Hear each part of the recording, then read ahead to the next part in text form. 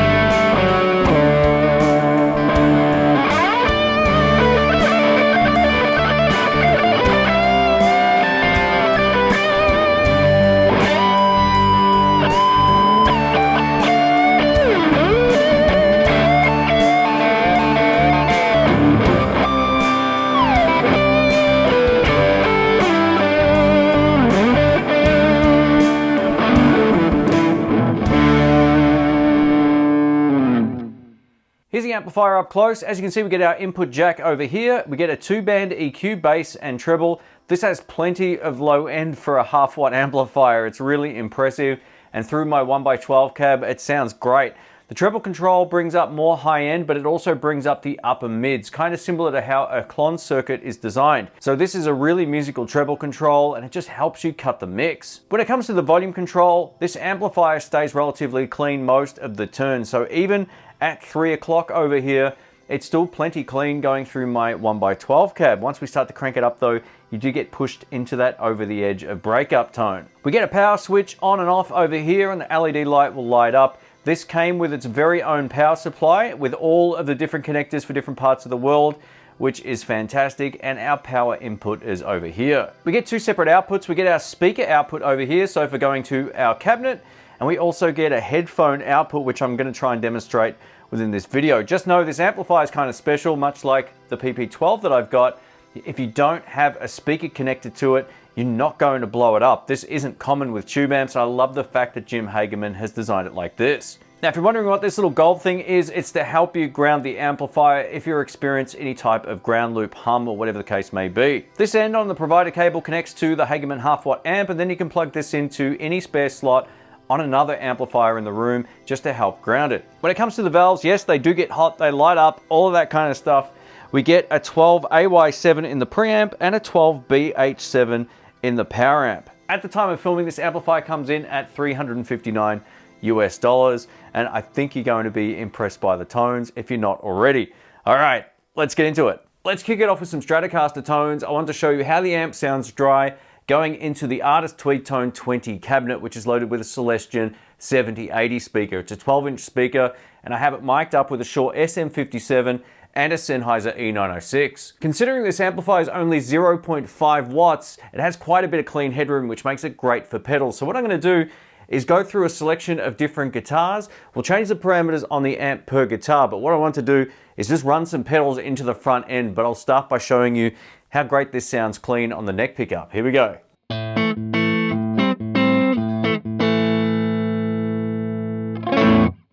Now that's peaking at about 95 dB at a distance of roughly a meter away. I've got my sound pressure level meter on the floor. Let's add some analog delay.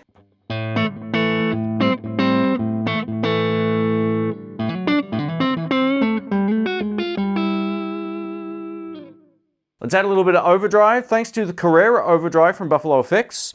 This is kind of like a tube screamer, basically.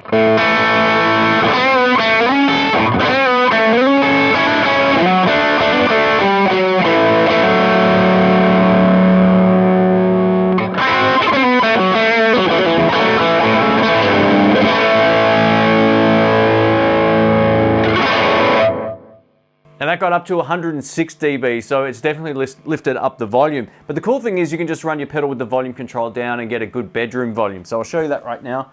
We'll turn down the level control. This will be about the same output as the clean tone, but with drive.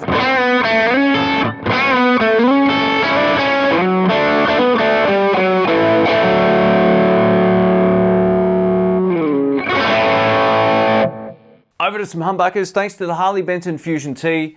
As you can see from the amplifier, I've got the treble all the way up and the volume is now back a bit. This is how it sounds clean without any pedals on. Bridge pickup. Left side of the Royal Flush.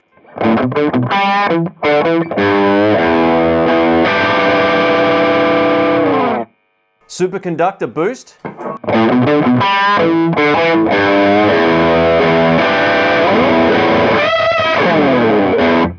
Now with some delay, we'll go over to neck pickup.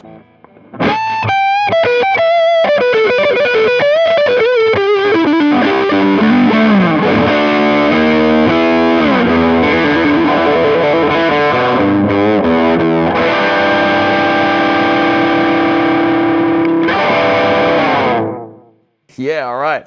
Now let's try slamming the front end of the amplifier with the superconductor volume boost pedal. It's a great pedal just for pushing amps over the edge. So we're gonna do that right now. As you can see, I've re-EQ'd the amp, so the bass and treble are both at 1 o'clock. This is just with the delay pedal on.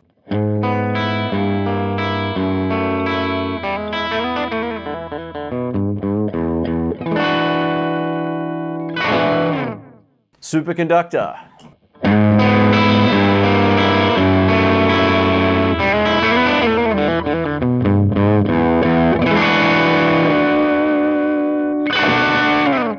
Volume control down.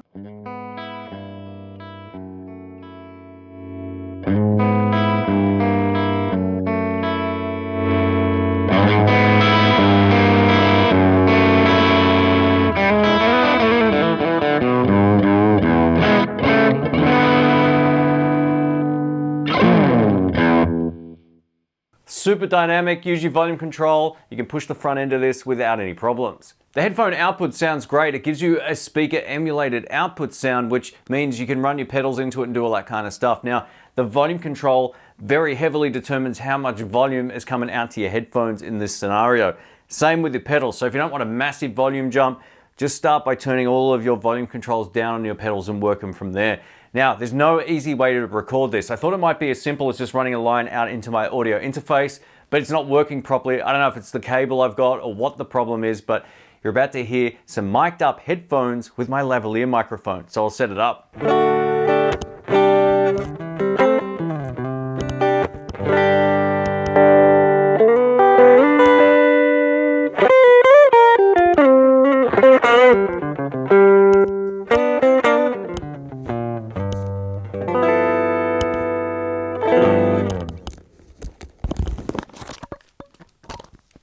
Hopefully that worked.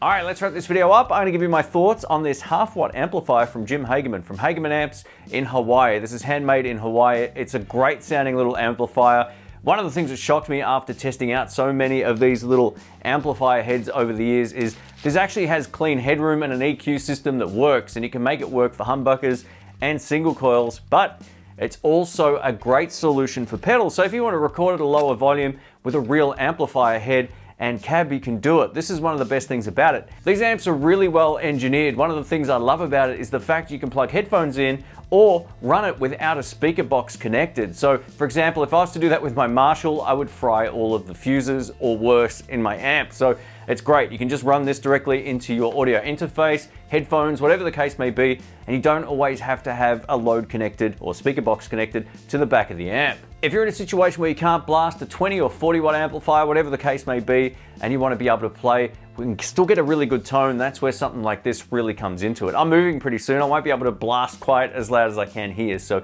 having some of these smaller output amplifiers is an absolute no-brainer, and I think listening back to the recordings, it sounded pretty great. Jim makes fantastic stuff. He has pedals, amplifier heads, all that kind of stuff. I'll link it on screen and down in the description box below. Jim, thank you so much for sending this out, mate.